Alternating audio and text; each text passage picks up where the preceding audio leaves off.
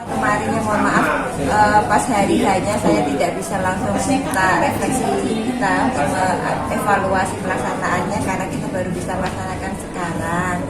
Nah ini Bu Yulfa, pasca atau setelah pelaksanaan supervisi, ya sebelum saya minta evaluasi dari Bu Yulfa dan baiknya saya merefleksikan diri dulu ya. Sekali. Harusnya baik lebih. Iya, kita lebih kenal. Ya. Silakan Bu. Oke. Itu kemarin pelaksanaannya itu kalau saya ingat-ingat ya, kalau saya ingat itu ada bagian yang saya lupa, itu hanya menutup dan tanpa diakhiri dengan doa. Itu terus kemudian memang untuk pelaksanaannya kalau target awal kan bisa tiap kelompok mewakilkan hasilnya, cuman karena kita timing ya atau al-waqt ya itu waktunya, maka hanya 2 kelompok yang bisa mempresentasikan hasil muhadasah untuk keluarnya. Dan kemudian untuk refleksi yang hasil kerja kelompok mestinya itu di depan. Kalau anak bisa selesai dalam waktu yang relatif bersamaan, itu bisa kita evaluasi bersama mana jawabannya yang sudah benar, mana jawabannya yang masih salah. Tapi karena kemarin terkendala waktu pengumpulan lembar kerjanya ini kan variasi, ada yang cepat, ada yang lambat, dan sementara kita alokasi waktunya biar semuanya target pembelajaran tercapai, jadi belum bisa dievaluasi bersama-sama untuk LK TTS. Selebihnya mohon masukan dari Bu Yulfa, bisa jadi ada ide-ide baru dari Bu Yulfa terkait dengan pembelajaran mufradat ya. Ini kebetulan kan kita satu kesatuan bahasa asing ya, jadi mungkin ada trik-trik di ilmu bahasa Inggris yang belum saya ketahui, nanti bisa saya terapkan di pembelajaran bahasa Arab. Oke. Bagus sekali. Jadi Bu Eni refleksinya memang itu pentingnya kita merefleksi diri, jadi kita tahu apa kekurangan kita gitu ya. Jadi kalau Bu Eni sudah siap merefleksi diri, berarti kan siap menerima siap menerima apapun gitu ya. Padahal enggak. Oke, intinya kemarin dari seluruh rangkaian pembelajarannya itu sudah sangat menarik sekali ya. Istilahnya mumtaz. Ini saya juga belajar dong tentunya ya. Oke, ini Bu Eni. Jadi kalau dalam istilah untuk presentasi, jadi ada kalanya tuh siswa tidak serta-merta harus selalu perform di depan gitu ya. Jadi bisa juga istilahnya kuliah karya gitu. Jadi mungkin kalau waktunya kemarin baru 2 anak, nah mungkin itu bisa dirubah strateginya. Anak jadi kelompok 1 nanti berputar searah jarum jam gitu ya. Mungkin ini hanya sekedar sedikit solusi gitu ya. Jadi bergeser ke kelompok 2 dan seterusnya. Jadi saling unjuk karya ya, dan saling meneliti hasil tentunya. Nah, jadi nanti kan setelah mereka memberikan tanda kiranya ini kok kurang pas, nah nanti baru menunjuk salah satu untuk presentasikan. Jadi itu sudah mewakili, tiap anak sudah mempelajari hasil tiap kelompoknya ya, sudah mewakili kelompoknya, jadi sudah mengamati hasil dari kerja diskusi kelompok.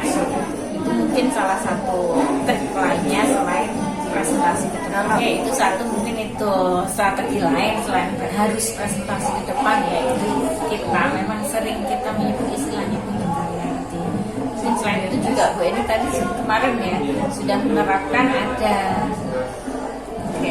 ditempel gitu kan. Nah itu harusnya tadinya juga mempraktekkan tiap kelompok kalian mungkin semacam itu ya. Nah, aslinya kan memang rencana kan ketika nanti soal nomor 1 contoh ya, kelompok A jawabannya 1, kelompok 1 jawabannya apa, 2, 3, 4, lah mana yang salah di mana, itu hurufnya apa saja, karena kan kita fokus pada huruf hijaiyahnya kan, di huruf-huruf penyusunnya.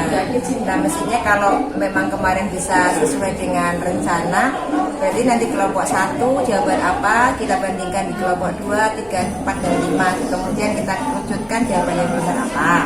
Tapi kemarin belum jalan ya gitu. Ya itu kan sekali lagi memang itu kita kadang kendala timing gitu ya, kendala waktunya. Tapi bahasa Inggris listening itu kan memang cenderungnya kalau bahasa Arab mah cenderungnya lebih dasar gitu ya. Jadi spellingnya itu juga terkata gitu ya. Kalau bahasa Inggris mungkin untuk level SMP ini memang apalagi kelas 8 itu ya itu karena anggapannya itu sudah level sudah terlampaui, padahal kadang itu juga masih masa itu yang memang kadang kita harus ada indikator jembatan juga gitu. Nah gitu memang ada yang istimewa memahami kiroah, memahami bacaan diperdengarkan secara lesan, kemudian diperdengarkan, kita mendengar, kemudian sini isinya tentang apa. Tapi untuk level itu anak-anak kita masih perlu belajar lagi. Jadi yang dasar mengidentifikasi huruf ya, kemarin aja ketika dikasih lembar latihan itu ternyata masih banyak yang kekeliruan di beberapa hurufnya. Misalnya tasbir, wanya yang panjang, kemudian ada yang tanpa ya. Nah itu yang memang perlu diperhatikan, karena begitu dia bisa mengidentifikasi huruf-hurufnya, berarti dia bisa hafal produknya, bisa hafal tulisannya. Jadi memang bisa dikatakan kasuistik itu. Jadi seandainya katakanlah kelas yang lain kok itu sudah mungkin tidak muncul di indikator di tujuan pelajaran, cuma kan anak di kelas lain, kalau kelas ini kebetulan ada beberapa yang keliru, kelas lain nanti seandainya sudah terlampaui, apakah juga diulang seperti itu atau terlewat?